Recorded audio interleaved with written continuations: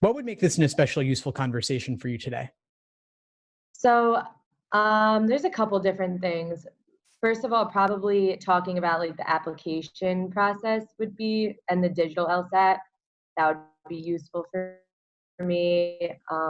And also, I'm just kind of in like a zone where I can't get out of a certain like score. Like I'm not reaching above it, and I've been like in that range, and it's just worrying me because I took the LSAT once already. So when I was studying for it the first time, I was getting like in the like 159 to 165 range. And that's exactly what I'm doing now. So I'm kind of like, I don't know if I have no idea if I'm going to do better or not. I kind of don't know how to break out of that because every time I can't even like, I don't know what my problem zone is because every time I take a practice test, it seems like just a random section will be off and it doesn't really matter what it is. It's not like I'm like strong in LR and like completely not strong in games. It's like sometimes I can get a full game section like only two wrong and like sometimes it's just bad. Yeah, I So hear where you're coming from, and that's totally normal. So when are you taking the LSAT, Alyssa? I'm taking it this November. I'm taking it in November, so a couple of weeks. Okay. So sometimes variation in results can be because one exam has a harder reading comp section than another exam. The exams as a whole are equated, but games could be easy on one, hard on another. Same goes for any of the sections. And also the order in Yeah. which they appear could have an impact on you as well. How many full length exams have you taken up to this point? Probably about 15 to 20. Uh, Probably closer to 20. Fantastic. That's amazing. And those were strictly timed 5-section exams? They were they were strictly timed, but I've been taking mostly four section because I have the books that only have the four section ones. So I've been taking them four section, which I know I have your schedule and it does say to take five, but I just found it to be hard to do that just because I didn't want to take a section out of a full exam to use as my fifth. So I kind of didn't know how to do that. All right, well, here's how you could do it. I know that there's only a few weeks left until November, of course, but Yeah. you do want to do at least a few 5-section exams because that's what you're going to be doing on test day, and the endurance is different, of course. Yeah. So let's say you wanted to do exam number 88. You could take a section from exam 83, let's say, take exam 83, cut it into 4 parts, and insert each one of those 4 parts in the following 4 exams you could do. So you could do a section from 83 in exams 85, 86, 87, and 88. And later you tally your results for 83 to see what it would have been. Oh yeah. So just cut it in 4, and your next 4 exams are taken care of. Right. Okay. Yeah, I get what you're saying. That would make sense. Do you know if there's also, this is kind of random, but do you know if there's a way to buy or like get access to the digital LSAT exams that are not just the ones that they have for you on the LSAC page, like that you can practice taking the digital exam? Unfortunately, LSAC has only released those 3 in the Oh, digital okay. format. I expect they'll be releasing more in the future. But for now, you could, if you have the PDFs, you could load them onto your computer screen or your tablet and just do your work on scratch paper to the side. And of course, that's not a perfect imitation, but it's pretty Yeah. much the best that's available right now. Yeah. Okay.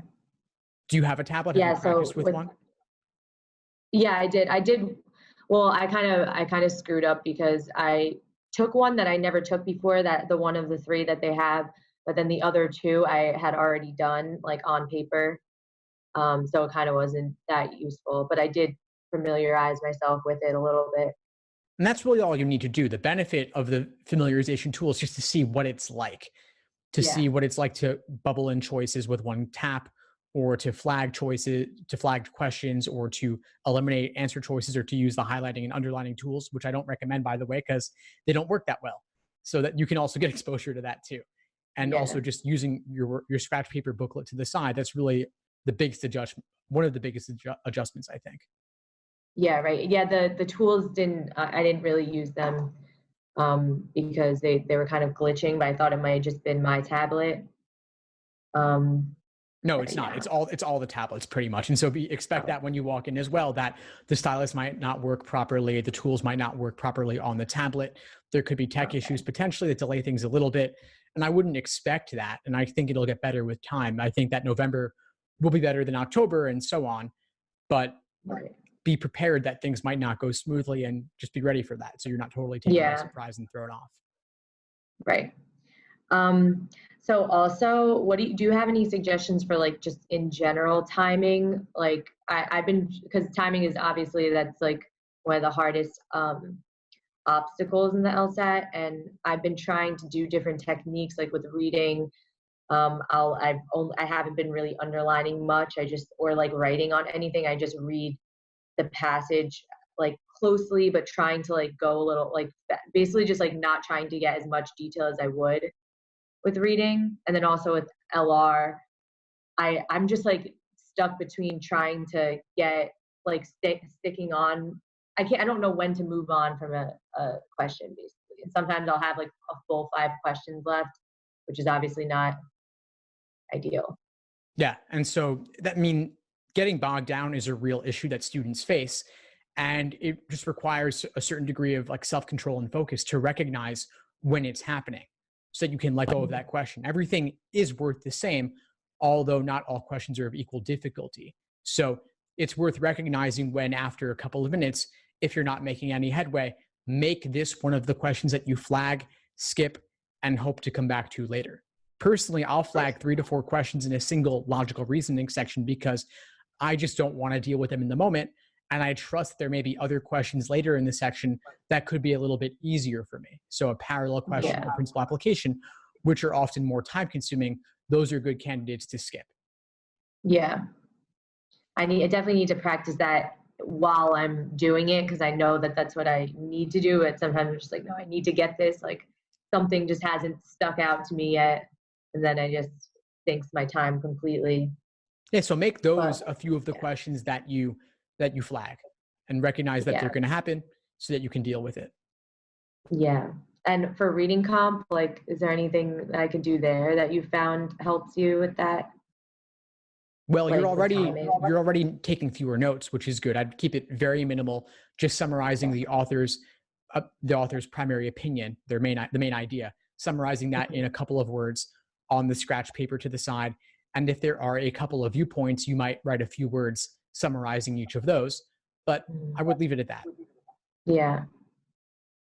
It's so weird with reading comprehension because sometimes I'm like so like I feel like I'm so on it and I flow through the questions like easily, and sometimes it's just like really really bad, not good timing at all, and I just like can't get my focus to match the question. But I guess that's like always going to happen. Yeah, it's normal, but there are a couple of things you can do. One of them would be to try and caricature or exaggerate the different viewpoints in the passage to make them a little more interesting, maybe, and also a little bit simpler.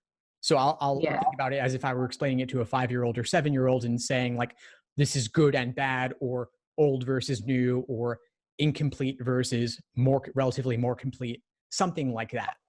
Yeah. Right.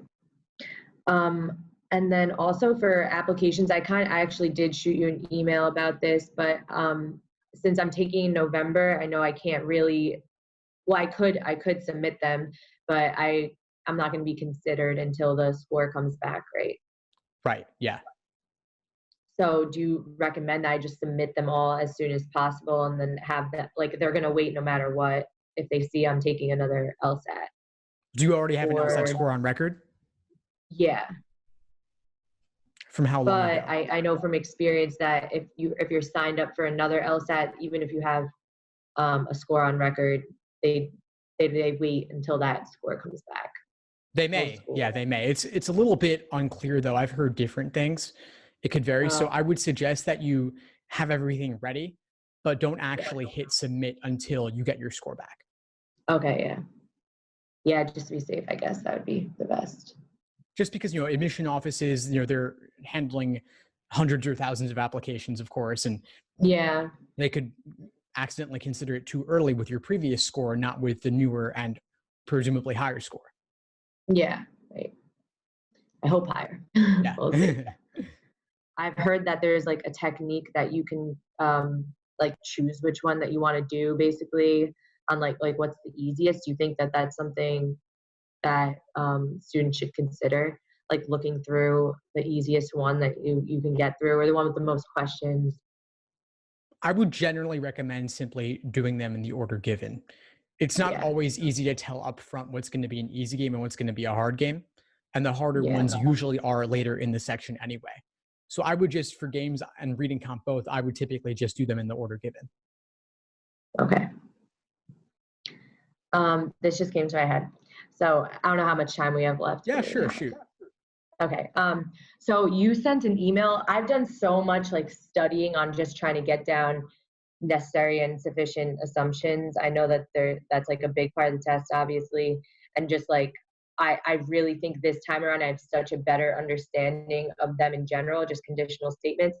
But for the questions themselves, you sent out an email that you said like a big mistake that people make is they confuse them. And I do understand that necessary is just like, it could be anything that's necessary, like completely integral, and then sufficient has to make the argument logically flow. But like, is there like a way that you think of them that really like makes them stick out as different regarding the answer choices?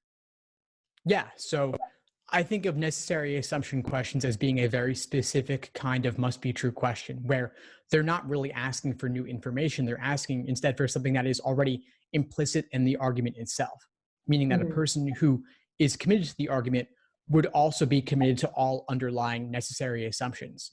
So you want to gravitate towards more moderate language for that reason, because it's more likely to be provable based upon the stimulus. Sufficient assumptions, on the other hand, are opening the door to new information. Doesn't matter how extreme those are, as long as they get the job done of guaranteeing the argument. Right. And you tell the difference based on the key verb or phrase in the question stem, that it's either synonymous with necessity or sufficiency. Yeah. Yeah, I think I got the question stems down pretty good. Just sometimes it is like I have to be like, okay, no, wait, actually that has to be like, it's sufficient, so it has to like bring it together, the entire argument. But yeah, that's really, I mean, we're at 12:20, so I don't know if you have to go, but thank you so much. Of course, Alyssa, it's been my pleasure. What would you say is the biggest insight you got from our call today? I would probably say about the timing, because like I said, that was like my biggest thing. And now I'm really not even gonna try and do the technique of seeing what's easiest, because I have been trying to do that. And also really, it makes me realize I have to not have questions sink my time and just move on. I have to focus on that in real time. And I'm also gonna do the 5-sectioned exam. Perfect. Yeah. Awesome. Well, please keep in touch. Let me know how it goes, but also let me know if you need anything at all in the meantime. I will. Thank you so much. Thanks for tuning into the show. Please subscribe if you haven't done so already to be notified of new episodes as I release them. And feel free to reach out if you need anything at all as you move forward with your prep. I'm happy to help however I can. In the meantime, I'll wish you all the best and take care.